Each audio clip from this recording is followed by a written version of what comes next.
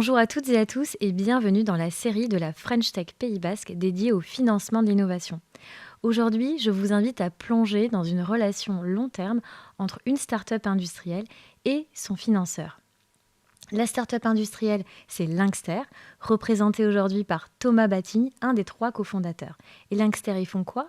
Ils font une imprimante 3D unique au monde, rien que ça, et il va nous en parler juste après.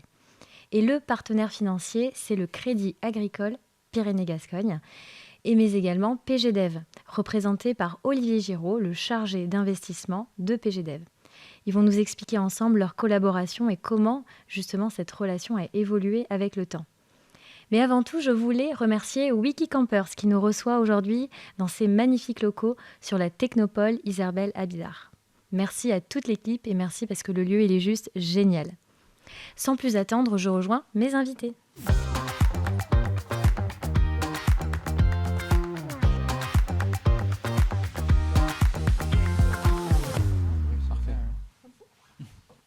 Hop.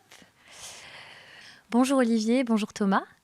Alors l'objectif de cet échange, c'est vraiment de partager, de témoigner de la relation qui a été la vôtre, de comprendre les enjeux aussi du financement d'une start-up à ces différents stades de développement et comment le partenaire financier vient finalement vous aider sur cette structuration de votre plan de financement. Et puis évidemment, on va essayer de retirer les bonnes pratiques et vos conseils, vos tips pour les entrepreneurs qui nous écoutent. La première question, Thomas, est-ce que tu peux nous présenter Linkster et puis ton rôle au sein de cette entreprise innovante? Alors Linkster, c'est un constructeur d'imprimantes 3D. Donc, ça veut dire qu'on les imagine, on les fabrique à Bayonne, dans nos ateliers à la Technocité. Mon rôle, c'est président et cofondateur. Je représente la société. Je fais en sorte que tous les sujets, finalement, s'enchaînent les uns après les autres et que la société soit toujours à flot sur son financement, sur son carnet de commandes et surtout sur ses facteurs différenciants. Voilà. Ok. Vous avez donc combien de salariés aujourd'hui? Aujourd'hui, Linkster, on est 35. C'est un chiffre qui est en constante progression. On a une croissance qui est relativement rapide. Et alors, ça n'a pas toujours été comme ça. On a commencé en 2016 à l'époque, quand on était à l'école d'ingénieurs avec Karim et Julien. Et Airbus nous avait repéré pendant un concours entrepreneurial et nous a décidé de nous acheter la première machine. Super, mais cette machine n'existait pas à l'époque. Il a fallu du coup la finir et la livrer. Et la construire dans un garage? La construire dans le garage des parents de Julien à Laons, du coup, un peu à l'intérieur du Pays Basque. Alors qu'à ce moment-là, moi, j'étais en Australie, Karim, il était à Birmingham, Julien était au Pays Basque, voilà. Donc, c'était un début rocambolesque, vraiment. Et puis, vous avez fait donc depuis le lancement des levées de fonds. Combien de levées de fonds vous avez pu effectuer? Alors, on pourrait dire pré-seed, seed, série A. D'accord. Donc, on en est là, si on essaie de prendre des marqueurs un petit peu universels. Ça veut dire concrètement que notre produit aujourd'hui a un marché, qu'il est vendu, qu'il est industrialisé ou au moins en début d'industrialisation sur les dernières configurations. Ok. Voilà, on en est à peu près là et on couvre 40 pays avec une vingtaine de partenaires aujourd'hui. Génial, ouais, donc une expansion quand même hyper intéressante. On va en parler, tu nous décriras la technologie juste après. Olivier, est-ce que tu peux nous parler de PGDev et puis de ton rôle au sein de PGDev aujourd'hui? Oui, bonjour Nila.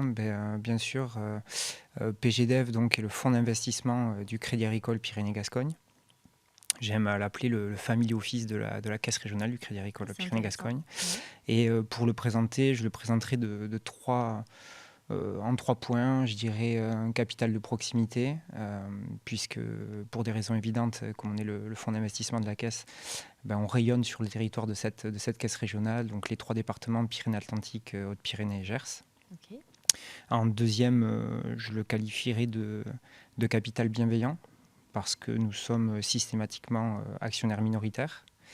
Et donc, ce que l'on souhaite, c'est participer à la vie stratégique, au comité stratégique, sans forcément, pour illustrer ça, sans forcément avoir de droit de vote. Et donc, autrement dit, on fait pleine confiance aux dirigeants dans la gestion de l'entreprise. Et donc, on les challenge, on apporte, on est force de proposition sur les boards. Et puis, le troisième point, c'est le capital patient.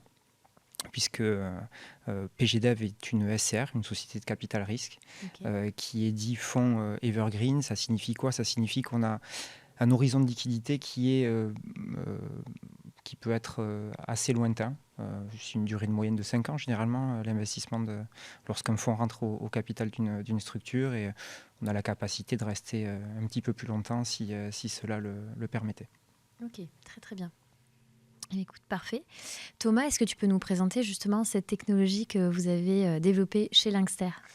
Alors, à Linkster, on a développé plein de technologies au fil des années.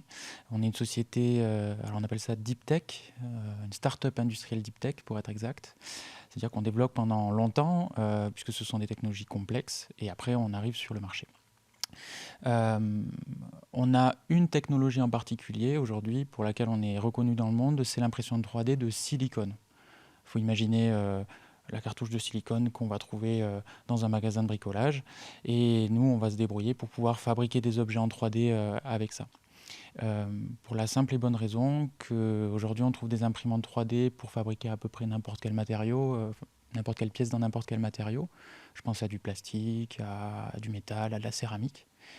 Mais quand on imagine quelque chose de souple, un joint, une prothèse, un implant, ces choses qui sont souples en silicone, et bien en fait jusqu'à présent on ne pouvait pas les faire en impression 3D. Donc ça veut dire qu'on ne C'était pouvait un pas... moule avant. C'est ça, il fallait le couler, il fallait l'injecter, les mêmes contraintes qu'avec le thermoplastique. Et on a besoin de ces matériaux-là en prototypage rapide, en série, customisé, en réparation. Oui. Et donc il fallait bien que quelqu'un invente cette technologie. Et donc on a développé ça. Au début c'était au milieu d'un écosystème. On avait développé des technos pour imprimer du métal, des céramiques, des thermoplastiques et des silicones. Et on s'est rendu compte qu'en fait la plupart des clients nous achetaient nos imprimantes 3D pour cette brique technologique-là. Et donc il y a eu un virage à un moment donné dans la société où on s'est un petit peu plus focalisé là-dessus pour vraiment prendre une place dominante sur le marché et en faire une expertise.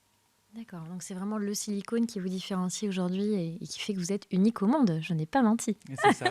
Aujourd'hui, dès qu'on cherche des élastomères techniques, c'est comme ça qu'on les appelle, on finit souvent chez nous. Dès qu'il s'agit de tenues en température, des matériaux qui sont performants mécaniquement, donc pour des applications Ben voilà, j'allais te dire quelles aérospatiales. applications Voilà. industrielles aujourd'hui. Alors aujourd'hui, on a beaucoup d'applications dans l'industrie en général. Ça veut dire l'aérospatiale, ça veut dire l'automobile, ça veut dire la construction, mais aussi dans la santé. Oui. Beaucoup, donc orthèses, prothèses, différents niveaux de classe au niveau des certifications médicales, bien évidemment. Et après, des marchés un petit peu plus d'actualité, avec la défense notamment, pour préparer et réparer. Et des marchés Des un niches petit peu plus nichés, voilà. Je pense par exemple au au luxe ou à des événements télévisuels, voilà, notamment. tu peux citer Emily in Paris. Voilà, Emily in Paris, par exemple, sur Netflix, Vous sur avez fait lesquels le sac d'Emily in Paris. on imprime en 3D vraiment sur du cuir, des motifs floraux, et ça c'est complètement unique, et Ouais. voilà, c'est passé sur Netflix. Ouais, c'est génial. Ça a été le buzz pour vous aussi. Mais voilà, ça reste de niche et tout le reste est évidemment le plus développé. Chez PGDev, alors comment, donc j'ai envie de dire même chez Crédit Agricole Pyrénées-Gascogne, comment elle a commencé cette collaboration avec Linkster? Alors, juste pour la petite histoire, moi je suis, avant d'être investisseur et d'avoir rejoint PGDev, ça fait maintenant 2 ans, je suis anciennement banquier. Ça fait 20 ans d'ailleurs que je suis banquier, donc j'ai une plus grande expérience, en tout cas une plus grosse carrière banquier qu'investisseur. Et sur mon dernier poste, j'étais chargé d'affaires entreprises, donc j'avais un portefeuille de PME en gestion. Alors, l'aventure de Linkster avec le Crédit Agricole, elle n'a pas démarré avec moi directement, elle a démarré en 2017. Si je ne dis pas de bêtises, je me Quasiment tourne au vers, début, en vers fait. Thomas. 2016-2017, Ouais. vraiment Ouais. au tout début, puisque C'est c'était, votre premier compte? on avait ouvert le compte de la société à Asparin, au Pays Basque, pour pouvoir justement prendre cette première commande d'Airbus. C'est comme ça que Oui, donc ça a commencé, au vraiment. début.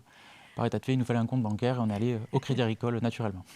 Voilà, on est un acteur territorial, banque universelle de proximité, donc il y a beaucoup de liens entre Linkster et le territoire et l'utilité économique au territoire. Donc voilà, l'aventure a démarré de cette façon-là, avec le compte bancaire, donc 2016-2017. Si je dois faire, comme on dit chez les investisseurs, une equity story, me semble que le tour de site, c'est 2019, si je dis pas de bêtises. Je crois que c'est ça, 2019 le CID. Voilà. Et dans l'intervalle, on avait participé au Café de la Création, c'est ce que j'allais dire, concours propulseur. Dans l'intervalle, il y a eu quand même quelque chose. Vous avez repéré quand même qu'il y avait chez Linkster un potentiel et vous l'avez accompagné dans différents programmes. Ouais, c'est moi, je fais un focus trop rapide sur l'investissement. C'est un défaut professionnel. Mais c'est exactement ça. Je crois que ce qu'il faut mettre en avant pour être vraiment la genèse, c'est que avec le Crédit Agricole, en fait, l'histoire, elle n'est pas que liée au bancaire, en fait, au financier.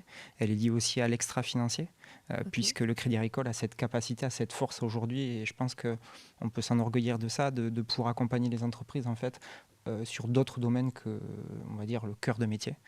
Donc ça a été, en effet, l'ETICOP, l'école territoriale coopérative. Ça a été aussi, maintenant il y a le village Baïséa. Et donc en fait, on reste dans l'ADN du Crédit Agricole, être utile à son territoire en réalité. Donc ce n'est pas que par du financement. C'est aussi, et j'ai envie de dire surtout, plus le temps passe et plus je le vois, par l'accompagnement des entrepreneurs et des entreprises. Ce dont a pu bénéficier du coup Linkster. Qu'est-ce que ça t'a apporté, Thomas, d'être accompagné sur ces programmes, on va dire, collatéraux de l'accompagnement bancaire ? Alors, sur un plan statistique, je pense que quand on est accompagné, on augmente le taux de réussite ou le taux de survie sur les sociétés. On en parle souvent avec les organismes d'accompagnement, je pense au Réseau Entreprendre ou à Eticop, et on voit clairement une différence entre les sociétés accompagnées et les sociétés pas accompagnées.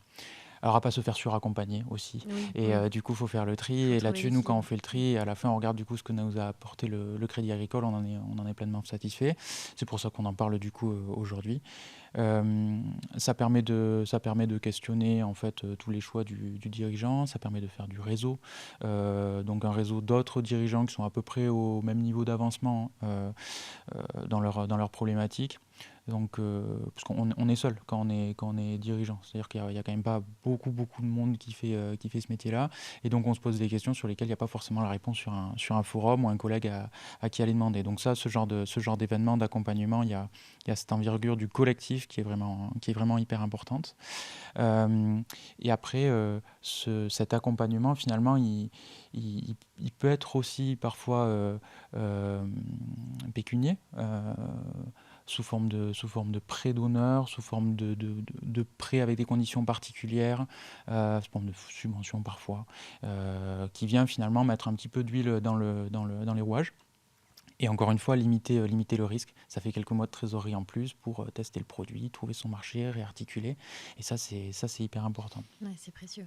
C'est très important ce que dit Thomas, parce que en fait, on va dire un point commun qu'il peut y avoir entre le banquier et l'investisseur, c'est que, et puis c'est le cœur du sujet là, c'est le financement. Comment se positionner, comment prendre une décision de crédit pour le banquier ou d'invest. Avant tout, pour moi, c'est l'humain. C'est pas le capital financier, c'est le capital humain. Donc ça veut dire quoi concrètement ? Ça veut dire voilà, l'entreprise est composée de quelle équipe, quelle est la complémentarité de cette équipe, quelle est l'expertise, quelle est l'expérience en réalité. Donc ça, pour moi, c'est quelque chose d'extrêmement important. Et pour le dire autrement, j'ai pu assister à des rendez-vous où j'avais des porteurs de projets qui revenaient sur ce qu'ils disaient l'un sur l'autre, qui se coupaient. C'était assez red flag, on va dire, très rapidement. Donc j'insiste vraiment là-dessus. Et puis ensuite, une fois qu'on a un peu jugé cette équipe, ensuite c'est comment elle veut être accompagnée au niveau du projet, vers quel organisme elle va voir, qu'est-ce qu'elle sollicite, quels moyens elle a mis en place, comment elle va se confronter le plus rapidement à son marché, voilà, c'est toutes ces interrogations-là qui font que ça coche des cases. Pourquoi ? Parce qu'on est sur des entreprises donc, qui apportent un produit qui est nouveau à son marché, ou un service qui est nouveau, et donc il faut qu'on se positionne là-dessus. Mais c'est très ambigu puisque, par définition, le marché n'existe pas. Oui. Et donc, il faut qu'on ait des critères qui soient aussi un petit peu extra-financiers, ou en tout cas, qui s'en rapprochent le plus. Et donc, qui permet de juger déjà un petit peu la capacité d'exécution. C'est exactement ça. Et c'est ce qu'a fait à l'époque Julien, Karim et Thomas. C'est ce qu'ils ont fait. Et c'est ce qui a permis, je pense, qu'ils ont pu avoir le premier accompagnement, les premiers financements, en tout cas côté Crédit Agricole. Très bien. Justement, ça fait une très belle transition sur la question suivante qui est, Thomas, explique-nous cette trajectoire financière de Lynxter, les grandes étapes qui ont déjà été réalisées, et puis évidemment ce qui arrive, mais déjà, voilà, comment ça s'est passé, la structuration financière, et évidemment, du coup, Olivier, tu nous diras comment vous êtes intervenu au fur et à mesure. Alors, il y a comment on pensait que ça allait se passer, il y a comment ça s'est passé pour de vrai. Comment on pensait que ça allait se passer, on faisait un calcul très simple, c'était quand on vendait une machine, on était capable d'en faire deux. Avec nos savants calculs qui ne prenaient pas en compte tout un tas de choses. Donc, on disait à qui voulait bien l'entendre qu'on n'avait pas besoin de se financer, puisqu'en fait, on allait pouvoir faire ça avec du chiffre d'affaires et la rentabilité pure. Ce qui est aujourd'hui, moi, ce que je recommande à tous les entrepreneurs que j'accompagne, c'est quand même la manière de faire la plus la plus honorable, saine, je ne sais pas comment le dire, mais qui permet d'avoir une gouvernance maîtrisée, un contrôle maximal. Mais c'est quand même très très rare parce qu'en fait concrètement à un moment donné il faut pouvoir minimiser son risque, il faut pouvoir le partager et on a besoin d'accès à des capitaux. Donc c'est des situations qui sont très rares. Bref, donc ça ne s'est pas passé comme ce qu'on pensait. Et finalement, pour mettre un peu des jalons, donc notre premier investisseur, c'est Pôle emploi. Puisque quand on a commencé en 2016, moi je rentrais donc d'Australie, j'étais auto-entrepreneur sur des sujets de cicatrisation des diabétiques par des dispositifs médicaux imprimés en 3D. J'ai abandonné mon master là-bas. Karim, lui, est rentré de Birmingham d'un VIE et Julien, du coup, était aussi auto-entrepreneur et il faisait des drones à l'époque. Donc c'était Pôle emploi qui les payait en tout cas. Ça nous a donné à peu près un an de trésorerie. À l'issue de cette année-là, donc ça nous amène à été 2017, on n'avait plus un rond. On s'était émis des feuilles de paie, puisque jusqu'à présent on ne se paye pas. On s'était émis des feuilles de paie, mais on ne pouvait pas verser l'argent. C'est à ce moment-là qu'on a eu le prêt propulseur du Crédit Agricole, la subvention à l'innovation de la région Nouvelle-Aquitaine, une subvention aussi de la part de la communauté d'agglomération Pays Basque. Pour la région Nouvelle-Aquitaine, je crois que c'était partagé avec BPI. D'accord. Voilà, donc ça nous a fait un peu d'argent et une partie qu'on n'avait même pas besoin de rembourser. Ça nous a permis d'aller chercher 1 année, voire 2 années supplémentaires. Et présenter vraiment une machine un petit peu revisitée avec une proposition de valeur plus claire que celle qu'on avait vendue à Airbus. Donc là, c'était la S600D, imprimante 3D modulable, une imprimante 3D qui est capable d'imprimer tous les matériaux. Oui. Voilà. Donc ça, c'était avec vraiment... extrudeur. Avec ces briques technologiques, ces technologies d'extrusion. Ça nous permet du coup de valider une première partie de marché, ou en tout cas un intérêt. Et comme on a des... Hermès, Airbus, Schneider, Total, etc. qui nous passent commande, forcément ça lance un petit momentum. On arrive comme ça à valoriser la société. Se dire que finalement si à 3 ou 4 on arrive à faire ça, que ça génère tel intérêt chez ces grands groupes, c'est qu'il y a peut-être quelque chose à faire. Donc ça vaut le coup de mettre un peu d'argent pour voir. Et c'est ça le rôle d'un investisseur en seed, donc en amorçage en français. Donc il met un petit ticket, il prend c'est une prise au capital et une valorisation qui est très difficile à évaluer puisque c'est le tout début, c'est pas rentable, c'est des petits chiffres d'affaires, mais on y croit. Voilà, c'est donc un ticket pour voir et le but du jeu c'est de le faire avec des investisseurs qui peuvent suivre au tour d'après, c'est-à-dire si ça fonctionne, on remet de l'argent pour, cette fois-ci, commercialiser le produit à plus grande échelle. Donc ceci, il est en 2019. On le fait avec un business angel local, connu dans l'industrie aéronautique, et un fonds d'investissement régional, IRDI, qui est basé à Toulouse et à Bordeaux. Ça nous permet donc de commercialiser un petit peu plus loin, commencer des contrats de revente, voir un petit peu quelle technologie finalement fait mouche. C'est là où on découvre finalement que l'impression 3D d'élastomère c'est hyper important. Et on rentre dans des périodes un petit peu difficiles puisque tout le monde se souvient du Covid, tout le monde se souvient du coup de l'impact aussi de l'invasion de la Russie en Ukraine sur les marchés financiers. Une bulle aussi de valorisation commence à grandir, puis exploser en 2021-2022 dans l'impression 3D. Et nous, à ce moment-là, on essaie de lever des fonds en série A. Très difficile. In fine, on y arrive, peut-être on reviendra là-dessus. In fine, on y arrive, et donc du coup, on passe ce fameux cap de série A pour commercialiser à plus grande échelle la nouvelle machine, mais qui se focalise sur l'impression 3D silicone, qui s'appelle la S300X Ligue 2 1, Ligue 1. C'est aujourd'hui et le oui, phare. ça fait plus de la moitié de notre chiffre d'affaires aujourd'hui, et c'est ces machines qui sont dans un petit peu tous les pays de la planète, quoi. Voilà. Donc c'est là où on en est aujourd'hui. Donc ça prouve une certaine maturité dans notre produit et une capacité de gestion aussi de la société. Pour autant, c'est pas à gagner. Il y aura encore d'autres étapes. On essaie d'être très précautionneux sur la manière dont on dépense les fonds, en ayant des objectifs très clairs de rentabilité. C'était d'ailleurs dans la thèse d'investissement de la série A. Voilà, normalement on fait un pari sur la commercialisation de ce produit-là. Le but du jeu, c'est d'arriver 3 ans plus tard avec une société qui est rentable. Après, on peut peut-être se payer un nouveau tour, on peut peut-être aller se financer sur un autre projet, mais déjà on veut valider un jalon. Et ça, c'est une approche qui finalement, on peut l'appeler traditionnelle peut-être en économie d'entreprise, mais on avait un petit peu oublié ça dans l'euphorie start-up des 10 dernières années. Absolument. Et c'est peut-être, je ne sais pas, une rationalité basque qui nous anime, je ne sais pas comment l'appeler, mais on est un peu terre à terre là-dessus et on essaie de ne pas perdre de vue en fait, les basiques, parce qu'in fine, c'est ça qui fait qu'on pourra durer. Aujourd'hui, on a 9 ans, on va vers nos 10 ans, on en est très fiers, on fait partie du faible pourcentage de sociétés qui arrivent à aller jusqu'à la série A, à survivre après ces années-là et avoir une vraie notion de rentabilité dans le projet. Voilà. Oui, vous avez une croissance à 2 chiffres et vous allez vers la rentabilité l'année prochaine. C'est Donc, ça, elle est pilotée. Aujourd'hui, elle est c'est plusieurs pilotée. millions d'euros de chiffre d'affaires. C'est donc des rentabilités à 2 voire 3 chiffres en fonction des années. Et donc une trajectoire de rentabilité qui est maîtrisée sur 2026. On peut être rentable demain en coupant des coûts. Je pense que ça intéresse personne. Ouais. Et peut-être que là, je vais envoyer la balle à Olivier, mais justement, en ayant des investisseurs qui se projettent sur du long terme et qui veulent créer de la valeur pour le territoire, on évite de prendre des décisions hâtives et dans le stéréotype financier qu'on peut entendre dans les médias. On va dire, bon, ben voilà, on coupe des coûts, on vire des gens et on est rentable. Voilà. C'est pas ça qu'on fait à Linkster, c'est pas ça qu'on fait sur le territoire. Et c'est rare aussi de trouver des investisseurs qui sont dans cette logique-là. Oui, et j'aimais bien ce que tu m'avais dit. Tu m'avais dit, on peut innover sur le produit, mais par contre, sur l'entreprise, il faut être straight.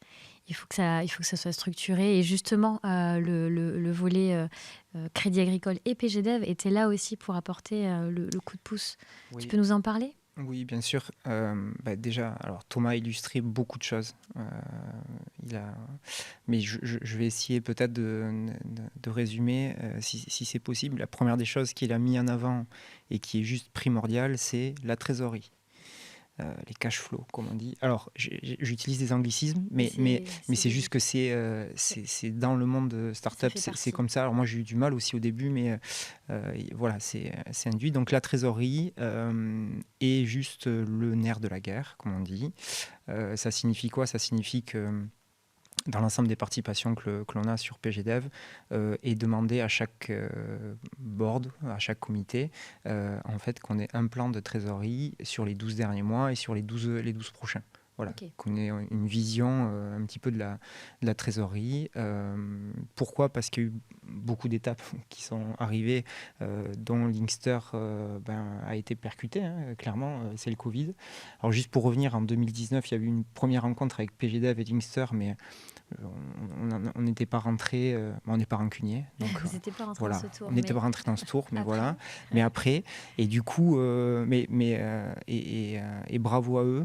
Et je crois que là où Thomas reste très humble aussi, c'est la deuxième chose sur laquelle je voulais arriver, c'est l'adaptabilité. C'est-à-dire qu'il y a eu la période Covid. Faut savoir que Linkster n'est pas resté les bras ballants ou quoi que ce soit. Ils ont essayé de développer de nouveaux produits. Moi, j'ai en tête les masques, j'ai en tête d'autres choses, etc. C'est-à-dire, ça aussi, quand on fait une analyse post-Covid, etc., tiens, qu'est-ce qui s'est passé ? Comment les entrepreneurs ont réagi ? Comment l'entreprise a essayé de s'adapter à son marché ? Mais clairement, on voit qu'il y a eu des Une initiatives, agilité. une agilité, des initiatives qui ont été prises, voilà, qu'il faut saluer. Voilà, ça n'a pas été le cas ça a pas été le cas de tout le monde. Et donc, on arrive là, en effet, sortie de Covid, du coup, à une situation où, en effet, c'est même pas un dogme, c'est-à-dire que c'est juste une réalité, il faut être très pragmatique. On attend la rentabilité des structures. Il y avait un contexte économique qui était différent, des taux bas. Voilà, on n'est plus dans ce contexte-là. Donc évidemment, la donne a changé aussi. Il y a des attentes qui sont différentes là-dessus. Et puis juste un mot là du coup sur le financement. Alors le côté bancaire, pour le coup, on va y venir après. Donc cette trésorerie qui est si importante en réalité au Crédit Agricole. Ce que l'on a su, on va dire, appréhender pour Linkster, c'est le fait est qu'ils étaient aussi dans des projets. Et donc, sur ces projets, on passe des jalons, on passe des phases et l'argent est donné évidemment après. Et donc, on a pu mettre en place des avances liées à ces projets qui sont venus, on va dire, aider l'entreprise à la fois pour ce projet et ne pas la gréver parce qu'elle doit faire des investissements liés à ces projets et ne pas venir la gréver pour qu'elle puisse continuer également son business. Voilà, Ça a été capital, cette avance de trésor à un moment donné où c'était pas évident pour vous. Il y a le déroulé. Quand on le raconte a posteriori, ça paraît naturel, dans l'ordre, comme ce qui est marqué dans le bouquin. Moi, j'aimerais quand même revenir sur une ou deux phases sur lesquelles ça a été vraiment, vraiment très critique.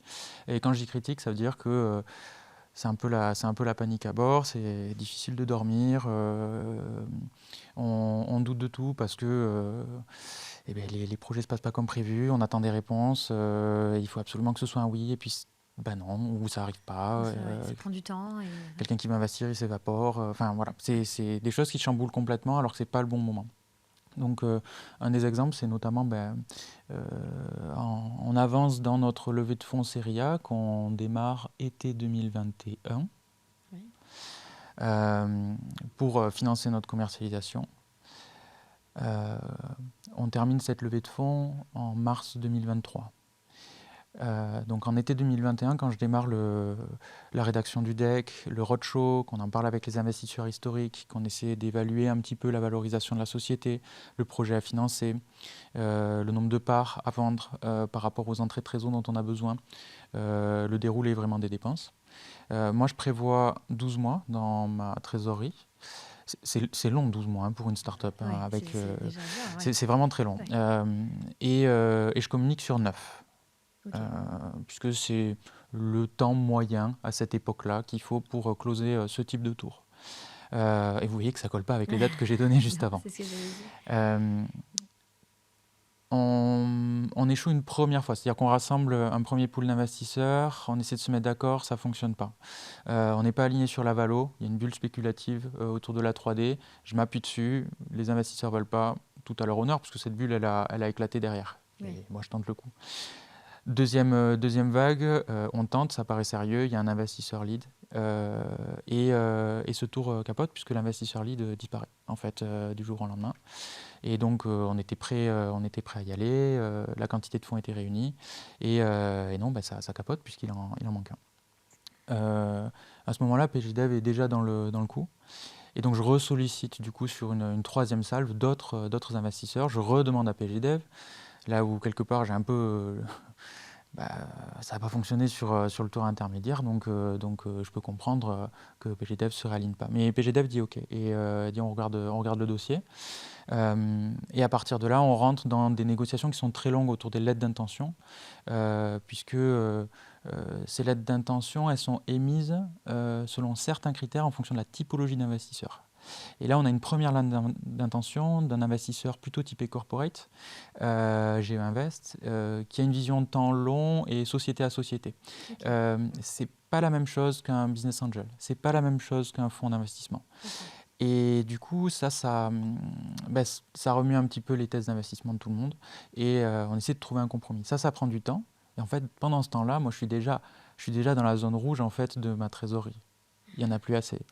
À ce moment-là, je commence à voir venir les échéances de paiement de salaire de toute l'équipe, puisqu'on devait être une bonne vingtaine à ce moment-là. Donc vous faites le calcul, hein, vous prenez votre salaire, vous le multipliez par 2 et vous faites ça fois 20. C'est ce que ça nous coûtait du coup à l'époque par mois. Donc ça fait beaucoup d'argent et on arrive à l'échéance où en fait on ne va pas pouvoir débloquer les fonds pour les salariés. On ne veut pas faire de plan social, ce serait une mauvaise dynamique. Et à ce moment-là, en fait, il se trouve que la BPI nous doit de l'argent entre guillemets dans un programme qu'on est en train d'honorer. Et je demande à la banque, en l'occurrence au Crédit Agricole, est-ce qu'on pourrait avancer cet argent-là le temps d'eux? Et la réponse est oui. Et ça nous sauve vraiment la mise. Et quelque part, c'est risqué pour le Crédit Agricole d'avancer de l'argent sur une société qui est en difficulté financière à ce moment-là. C'est-à-dire que le compte, il va faire moins 100 000, il va faire 0, 3 millions d'euros, mettons, dans la même journée. C'est très risqué. Et normalement, le profil d'une banque, c'est faire attention à l'argent qu'ils placent, puisque ses souscripteurs ne veulent pas prendre de risques. Ça me permet de tenir un peu plus longtemps.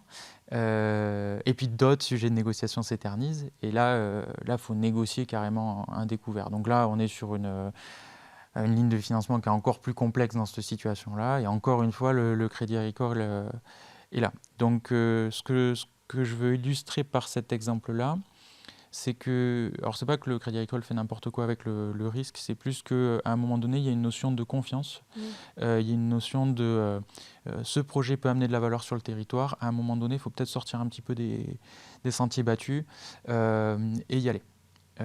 Et je pense qu'on a honoré nos promesses en suivant. On a remboursé cet argent, on a été là et on a continué à croître, on a embauché 10 personnes de plus dans la foulée et on a réussi à closer le tour. Donc finalement, tout le monde a réussi à honorer ses engagements, mais ce n'était pas du tout gagné au début. Et c'est dans ce genre de moment qu'il y a le facteur humain qu'on souligne ici, qu'on essaie de souligner en tout cas ici. Et la relation de confiance qui a été établie et qui là, à ce moment-là, a été déterminante pour le développement de Linkster finalement. Complètement. Oui, complètement. Par rapport à ce que dit Thomas, est-ce qu'une banque prend du risque? Oui, la réponse est claire. Mais par contre, ce risque, il est mesuré. Ce risque, il est quantifié. Et il est quantifié à la fois par la bonne compréhension en fait, de l'entreprise, de la bonne compréhension du marché, de la capacité que peut avoir cette entreprise demain à croître, et pas s'arrêter sur un moment T où c'est peut-être nébuleux, où on ne voit pas forcément les choses, et regarder un petit peu plus loin ce que ça peut donner. Après, d'un point de vue très concret, puisque des personnes verront, il y aura un podcast, ça sera écouté. Ce qu'il faut avoir, c'est qu'en face de ça, il y avait quand même une belle signature, c'est la signature de la BPI. Donc encore une fois, je parlais de risque mesuré, donc ça c'est pour illustrer, contrôler. Quand on était en découvert, on avait des discussions qui étaient quand même très avancées, donc on avait un aboutissement qui allait plus ou moins voir le jour. Donc on sait le faire. Mais vraiment, la première des choses, et Thomas l'a dit, je reviens sur ce mot de confiance, sur ce mot de compréhension du business, compréhension de l'entreprise, compréhension du marché. Et c'est ça, en fait, qui fait l'alchimie et qui va donner. Je ne dis pas que toutes les boîtes bénéficieront ou pourront bénéficier là-dessus, mais du coup, la relation, et là, ça met quelque chose aussi d'en avant qui est assez important, c'est la bonne information, la transparence de l'information, la sincérité, dire quand ça va, dire quand ça va pas, vraiment, on veut savoir à quoi s'attendre, et je pense que quand on a une relation comme ça qui est sincère, qui est transparente, ça fait avancer les choses. Tout à fait, et donc il y avait énormément d'indicateurs positifs et quelques indicateurs négatifs, et ça a fait une contrebalance finalement en votre faveur. Et tu me donnes une bonne transition aussi sur cette relation de confiance et structurante, du coup, qui continue aujourd'hui à travers un board. Alors, est-ce que, Thomas, tu peux nous parler de ce board stratégique avec tes investisseurs qui participent activement, et notamment PGDev? Ouais, et ça, c'est du travail de longue haleine, en fait. C'est un peu comme l'histoire du Covid, comment on remappe la société pour essayer de s'adapter. C'est un peu comme, pareil, cet événement, à un moment donné, sur une situation difficile. Pourquoi tout le monde monte au créneau, est au rendez-vous? C'est parce qu'en fait, il y a une relation long terme derrière. Et ça s'anime mensuellement, trimestriellement. Alors par du reporting, c'est comme ça qu'on l'appelle, mais c'est parce que on rassemble des données pour partager avec tout le monde où on en est. On se rassemble ensuite pour discuter de ce qu'on a fait, de ce qu'on veut faire et comment ça s'est déroulé. Parce qu'en fait, on a quand même des intérêts qui convergent. On ne fait pas tous ça pour les mêmes raisons. Quand je dis tous, c'est mes associés fondateurs et les associés investisseurs. On est quand même tous associés, c'est-à-dire qu'à un moment donné, on a un intérêt commun pour la société, en plus d'un intérêt personnel pour nos structures. Et ça se construit sur le long terme. Et à chacun des boards, le but du jeu, c'est d'être transparent et débattre. On peut avoir des avis différents sur la manière de résoudre une situation. On peut avoir des avis différents sur pourquoi on en est arrivé là, encore qu'on peut se baser quand même sur des faits. Et le but du jeu, c'est d'être aligné du coup sur la direction à prendre sur les trimestres à venir. Et il y a des choses qui s'anticipent. Je reviens sur l'histoire de la levée de fonds. Ça, il faut se mettre d'accord au moins un an avant, connaître les positions de chacun et pouvoir y aller. Dans ces boards, on rassemble nous tous les investisseurs, même ceux qui n'ont pas le droit de vote. Ça fait beaucoup de monde autour de la table, on est un peu moins d'une dizaine, et on écoute tout le monde. Et chose qu'on n'avait pas forcément su faire à l'issue du seed, mais qu'on a réussi à faire à l'issue de la série A, c'est vraiment structurer ce board pour qu'il soit constructif à chaque fois. Ça, c'est notamment Vincent Prété de NACO, du fonds de co-investissement de la Nouvelle-Aquitaine, qui nous a amené cette expérience-là et cette capacité aussi à mobiliser pour que les investisseurs, ou même les associés en général, ne soient pas passifs. Et on lit les résultats financiers et ok, non. Qu'on ait vraiment des problématiques à aborder, qu'on se questionne, qu'on se challenge sur la suite à donner des opérations. Et ça en fait un point de rencontre donc trimestriel qui est constructif. Et d'ailleurs, ce que je vois aussi, c'est que dans l'intervalle, quand on envoie un reporting mensuel sur où on en est, on a des retours.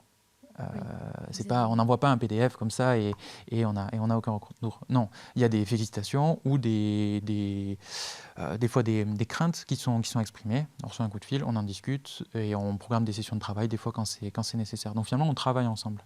Okay. Et ça c'est intéressant. Il me semble que ça dénote un petit peu de l'image qu'on peut avoir de l'investisseur qui est là pour récupérer ses dividendes. Il y a un board très passif en fait. Voilà, il n'y a pas de dividendes. Là, on travaille ensemble pour pouvoir faire émerger une société qui est stable sur le long terme. Et après, on en discute de tout ça. Et Olivier, vous avez un rôle particulier dans ce dynamisme du board. J'ai un rôle, que j'espère particulier. J'espère apporter, être force de proposition. Mais ce que dit Thomas, et j'illustre aussi de façon très pragmatique, lorsqu'un fonds arrive au capital d'une société, il va attendre à avoir un niveau de reporting financier. Il y a des minimums. On a parlé de trésorerie, on va parler de la dette. Enfin, il y a quand même des indicateurs minimums. Donc ça, il faut en avoir conscience. Thomas vient de citer et mettre à l'honneur à juste titre Vincent Prété, qui est un investisseur du board. Moi, je voudrais mettre à l'honneur aussi Nelly et Julien, donc les co-dirigeants de Linkster. Nelly pour la partie financière, Julien plus sur la partie prod. Et donc, quand je parlais complémentarité au début, font que lorsqu'on a des boards, en réalité, on a un reporting qui est de qualité. Parce qu'on a la personne financière qui est là, donc on a la bonne information là-dessus, on a la bonne information commerciale, la bonne information sur la production, les stocks, etc. Et donc, voilà, ça crée quelque chose de qualité. Ensuite, par rapport à ce qu'a dit Thomas sur l'ensemble des investisseurs, c'est bien, je trouve ça bien qu'il y ait plusieurs investisseurs. Ça permet d'avoir des sensibilités qui sont différentes, ça permet d'avoir des avis différents, des approches différentes.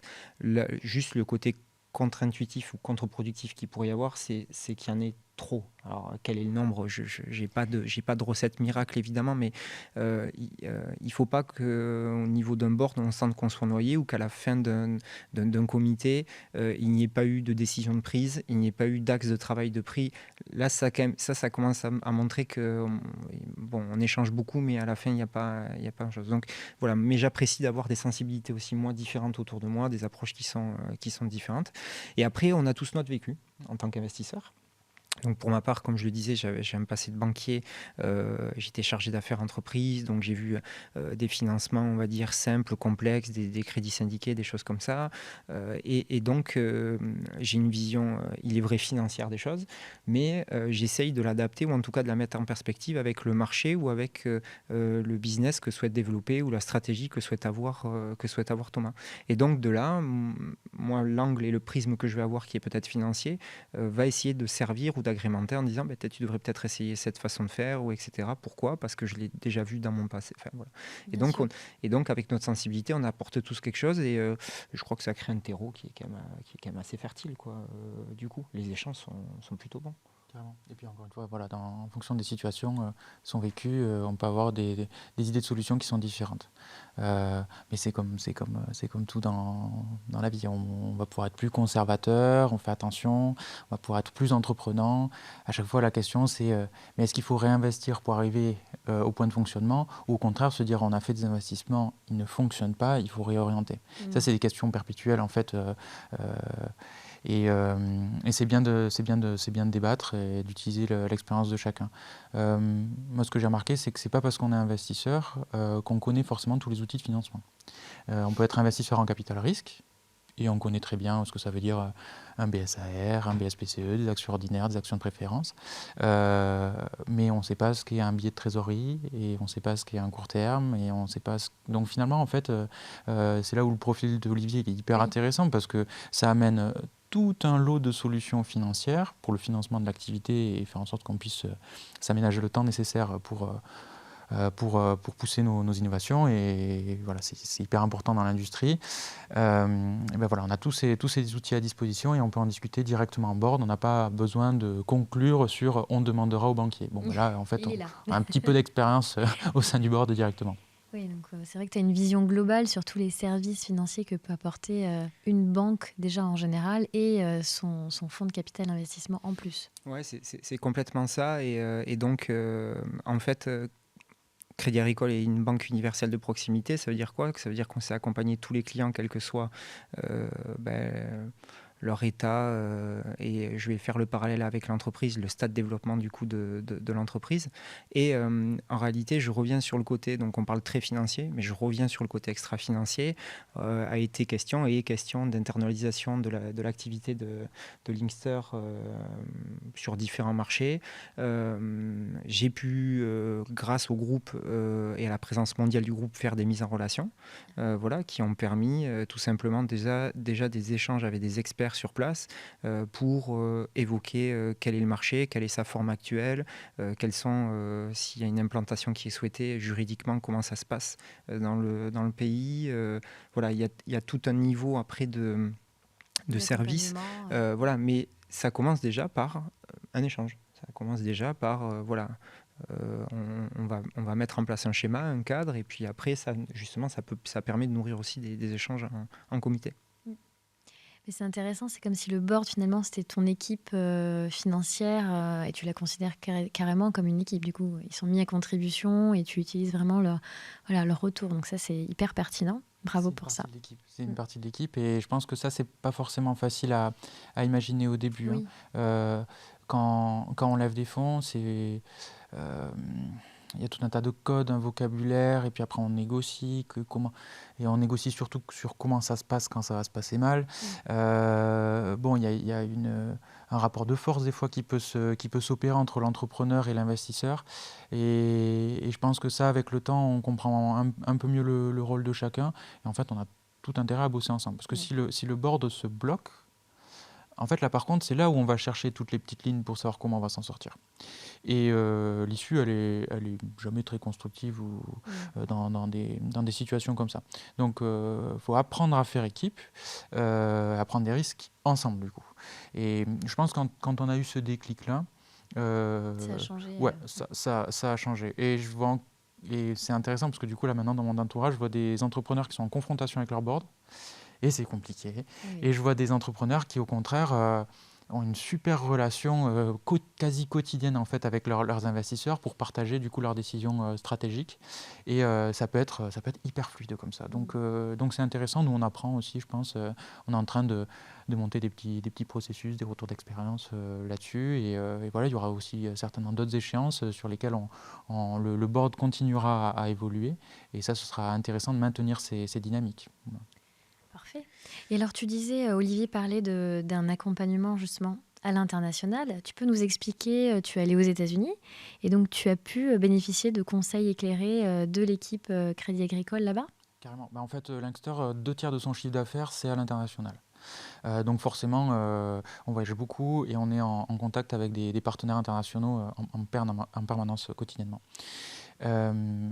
On s'est posé la question du coup d'ouvrir une antenne aux États-Unis. Alors c'est un projet en soi qui est toujours actif, mais on essaie de mesurer le timing comme il faut. C'est surtout ça. Et en plus avec le contexte géopolitique aujourd'hui, forcément ça rebat les cartes, donc il faut se poser la question. Bref, on était en Caroline du Nord, dans le Michigan, dans l'État de New York. Et quand on a vu que ça pouvait être une bonne idée justement d'avoir une antenne commerciale là-bas, ça veut dire un commercial, un ingénieur, l'accompagnement projet client directement sur place et surtout l'accompagnement des revendeurs sur place pour être plus actifs, puisque les États-Unis, c'est un grand pays, voire un grand ensemble de pays, on pourrait dire. Là, quand on a commencé à se renseigner sur est-ce qu'il faut ouvrir une filiale, il faut un conseil juridique, puis il va nous faire une banque domiciliée sur place. Et ben on en a parlé en board. Et là, voilà, j'ai de suite eu les bons contacts, les bonnes mises en relation. L'une d'entre elles étant du coup une mise en contact avec le bureau du Crédit Agricole à New York, à Times Square. Voilà, donc très rapidement pouvoir rencontrer les bonnes personnes qui nous ont fait ensuite du relais local sur les partenaires locaux qui avaient été établis. Puisque là-dessus, sur ces thématiques, chaque banque a un petit peu sa stratégie de présence internationale. Mais en tout cas, à aucun moment, je me suis senti perdu. Alors que c'est des sujets nouveaux, on ne l'avait jamais fait. Et de suite, on a eu des personnes qualifiées qui nous ont accompagnés sur nos problématiques. C'est canon. J'imagine que ça, c'est un plus aussi du réseau Crédit Agricole. Mais en tout cas, merci à vous deux d'avoir partagé voilà, tout ce retour d'expérience, ce témoignage. Et puis, on sent et on ressent que cette relation, elle est durable, elle est de confiance et que finalement, un partenaire financier, ça peut vraiment dépasser le simple apport de capitaux et ça peut aller au-delà, notamment dans la structuration de ta stratégie financière. Donc, c'est, je pense, un très bel exemple pour les entrepreneurs qui nous écoutent. Donc, merci beaucoup, Olivier. Merci Nila. Merci beaucoup, Thomas. Merci Nia. Et puis, merci à vous, nos chers auditeurs qui nous écoutez. Soit vous êtes en train de nous regarder sur notre chaîne YouTube, La French Tech Pays Basque, et je vous invite à écouter nos podcasts sur Deezer, Spotify ou encore Apple Podcasts. Et si vous nous écoutez en podcast, allez voir la vidéo, parce qu'en image, c'est encore mieux, dans ces magnifiques studios locaux de Wikicampers. Donc, merci à tous et à très vite. Merci.